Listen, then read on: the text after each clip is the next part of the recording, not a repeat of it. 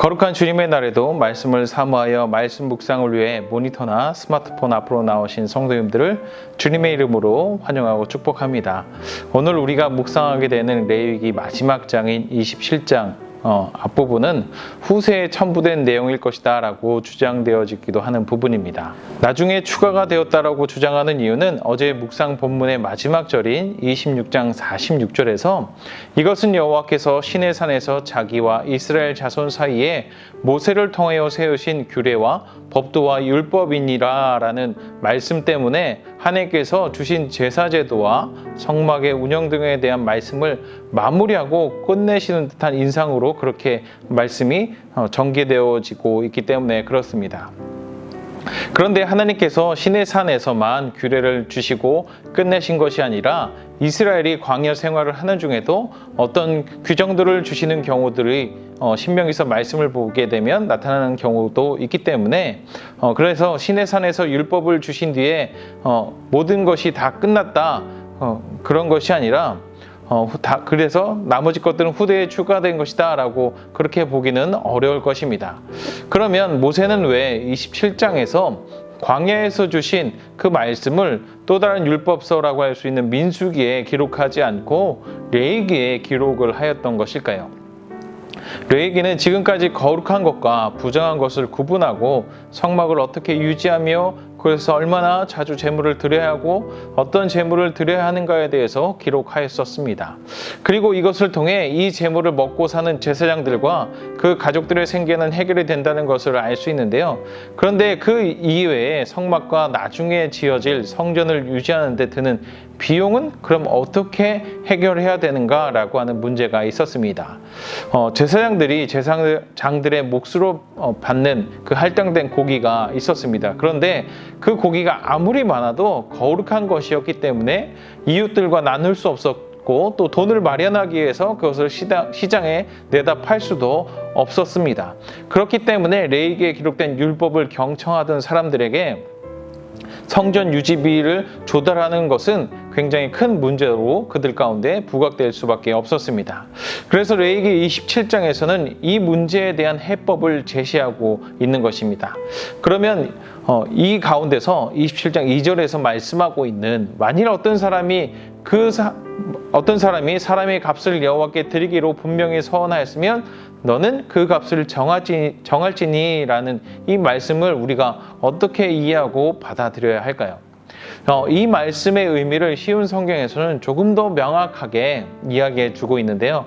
만약 어떤 사람이 자기가 다른 사람을 여호와께 종으로 바치기로 특별한 약속을 했다면 그 사람은 여호와를 섬겨야 한다라는 것입니다.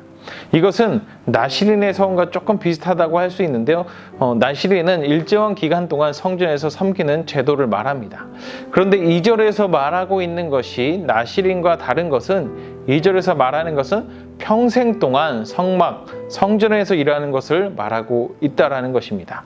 또 쉬운 성경에서는 이것을 다른 사람이라고 했지만 제가 볼 때는 다른 사람이 아니라 자신이 또는 자신의 가족들이 이런 사람들이 자신과 관련된 어떤 누군가가 하나님께 헌신하기로 작정하였다면 이런 것으로 볼 수 있을 것입니다. 그래서 이런 차이가 있는데요. 이스라엘 백성들이 출애굽하여 광야 가운데 있다가 하나님께서 약속하신 가나안 땅에 들어가면 노예의 삶을 벗어나게 하신 그 하나님의 은혜가 너무나도 크다 생각하여서 아마 하나님께 감사의 제사를 드릴 것이고 또 어떤 사람은 자신의 삶을 하나님께 드리겠다고 하는 사람도 아마 더러 있었을 것입니다. 마치 우리가 어떤 큰 일을 겪고 났을 때 그 일들 가운데서 경험되어졌던 그 하나님의 은혜를 깨닫게 되면 하나님께 저절로 감사하는 마음들이 생겨나게 되고 또 그 감사로 인해서 무엇이라도 다 하나님께 드리고자 하는 그 마음이 생겨나는 것과 같은 것입니다. 2절은 그런 감사한 마음에 또는 그 받은 은혜를 세워보니 하나님께 드리지 않을 수 없다는 그런 마음으로 하나님께 자신을 드리고 싶은 마음이 들었을 때 그것을 이제 2절 이하에서는 남자와 여자로 구별하여서 나이에 따라서 그리고 또 나이에 따라서 예물의 차이를 두고 하나님께 드림으로써 계속해서 하나님께 제사를 드려야 하는 그 성막과 성전이 이러한 헌신된 제물을 통해서 운영되도록 하겠다 이런 헌신된 예물을 통해서 운영되어질 수 있다. 이것을 말씀해 주시고 있는 것입니다. 그래서 아마도 제사제도와 연결되어 있던 부분이었기 때문에 모세는 이것을 민수기가 아닌 레위기에 덧붙여서 추가를 했던 것이 아닌가 싶습니다. 그리고 여기서 우리가 그냥 성경을 읽다 보면 왜 남자는 더 많이 내고 여자는 조금 내지? 라고 하는 이 부분들 때문에 하나님께서 남자와 여자를 차별하시나? 이렇게 생각할 수도 있지만 대부분 안 하시겠지만 그렇게 생각하실 수도 있지만 그렇게 생각하기보다는 하나님께서 그렇게 남자가 조금 더 많이 내고 여자가 조금 더 적게 내도록 하신 것은 어떤 당시의 노동력이 대부분의 어떤 기계에 의존해서 무언가를 의존해서 하기보다는 사람의 노동력을 통해서 어떤 일들이 이루어졌기 때문에 여자보다 남자가 조금 더 힘이 센 부분들이 있기 때문에 일반적으로 그래서 그런 차이들 그리고 아이보다는 작년에 남성이 또 여성이 더 큰 힘을 낼 수 있기 때문에 그런 부분들에서 차이를 두고 하나님께서 그런 구별에 따라서 예물을 드릴 수 있도록 하셨다라는 것으로 그렇게 이해하는 것이 성경을 옳게 보는 방법이 아닐까 싶습니다. 그리고 8절에서는 서원자가 서원은 하였지만 가난하여서 그 값을 낼 수 없다면 그 사람은 제사장에게 가서 제사장이 다시 그 사람의 형편에 따라 정하여 주는 대로 서원 예물을 드릴 수 있도록 하나님께서 그렇게 하셨습니다. 이렇게 하심으로써 하나님께서는 이스라엘 백성들 가운데 그 누구도 하나님께 서원하여서 드리고자 하는 그 자가 자신의 형편으로 인해 드리지 못하게 되는 이 일이 없도록 그래서 이스라엘 백성이라고 스스로 생각하는데 그 이스라엘 백성이라고 하는 공동체 내에서 예물을 드리지 못함으로 인해서 자신의 형편 때문에 드리지 못함으로 인해서 나는 하나님께 드리지 못했어.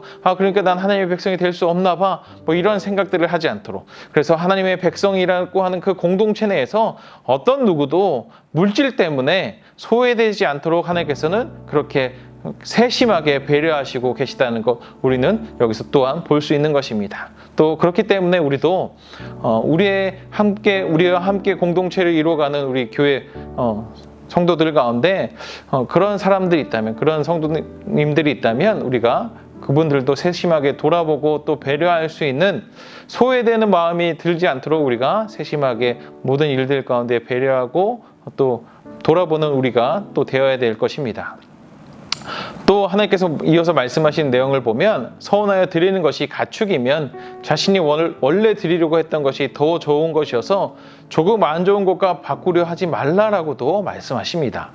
이것은 이미 그렇게 드리기로 한 것이 하나님께서 거룩하게 그렇게 정하셨기 때문에 바꾸면 안 된다라고 말씀하시는 것입니다.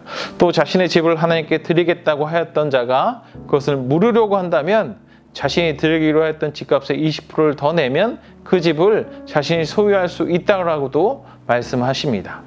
하나님께서는 우리가 하나님에 대한 감사와 은혜에 대한 감격으로 인해 우리 자신의 감정을 주체하지 못해서 자신이 가지고 있는 것, 가축도 드리겠습니다. 집도 드리겠습니다. 하나님 내가 가진 모두 다 하나님께 바치겠습니다. 이렇게 말할 수 있는데 하나님께 그렇게 서원할 수 있는데 그런데 하나님께서는 그런 우리의 연약함, 우리의 감정을 주체하지 못해서 하나님께 다 드리겠다고 하였던 그 감정에 의해서 하나님께 이야기했던 그런 연약함도 하나님께서는 다 아셔서 각자의 상황에 따라 그것들을 다시 물을 수 있는 기회도 허락하시고 또 가난하든 부하든 하나님께 서원할 수 있고 하나님께 작든지 크든지 드릴 수 있다라는 것을 오늘 말씀을 통해서 우리에게 해주시고 계십니다.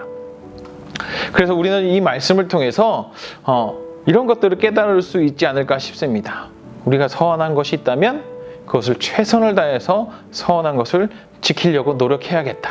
그런데 내가 아무리 지키려고 노력하고 애쓰고 힘써도 최선을 다해도 그 하나님께 서원한 것을 지키기 어렵다면 그러면 자비로우시고 은혜가 풍성하신 하나님께 다시 나아가서 하나님 나의 연약함 내가 하나님께 서원한 것 이렇게 지키려고 하였지만 제가 지키지 못하고 있습니다 라고 그렇게 우리의 연약함을 고백하면 하나님께서는 우리의 그 연약함을 아시기 때문에 그것들을 다시 바꿔주시고 우리가 하나님의 백성으로 신실하신 하나님의 백성으로서 하나님께 약속한 것을 이뤄가는 성도가 될 수 있도록 하나님께서는 다시 우리의 서원을 우리가 할 수 있는 능력만큼으로 바꾸어 주실 것입니다.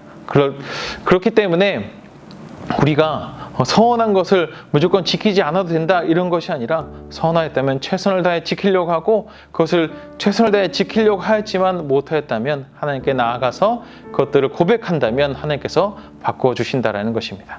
그래서 그 하나님의 인자하심, 하나님의 그 은혜가 풍성하심 속에서 우리는 최선을 다해서 살아감을 통하여서 그 삶에서 하나님의 영광을 우리가 나타낼 수 있다는 것, 우리는 오늘 말씀을 통해서 다시 한번 깨달을 수 있지 않을까 싶습니다. 그리고 지금까지 우리가 받은 은혜가 너무나도 크다면 우리가 그 은혜 받은 것 하나님께 다시 올려드리는 것이, 서원하여서 올려드리는 것이 마땅하지 않을까 싶습니다. 그렇게 올려드리는 것, 그것은 우리의 헌신을 통하여서 하나님께서 이 땅 가운데 세우기 원하시는 하나님 나라를 확장해 나가는 것, 그것이 우리를 통해서 하나님께서 원하시는 일일 것이고, 그리고 우리가 그리스도인으로서 주님을 믿습니다라고 고백하는 그 믿음의 고백 가운데 들어있는 서원이고 헌신이 아닐까 싶습니다. 우리가 그렇게 살아가려고 애쓰고 노력하는 것, 그것을 아마 하나님께서 원하실 것이고, 그것이 우리의 삶 가운데서 가장 최소한으로 할 수 있는 서원이 아닐까 싶습니다.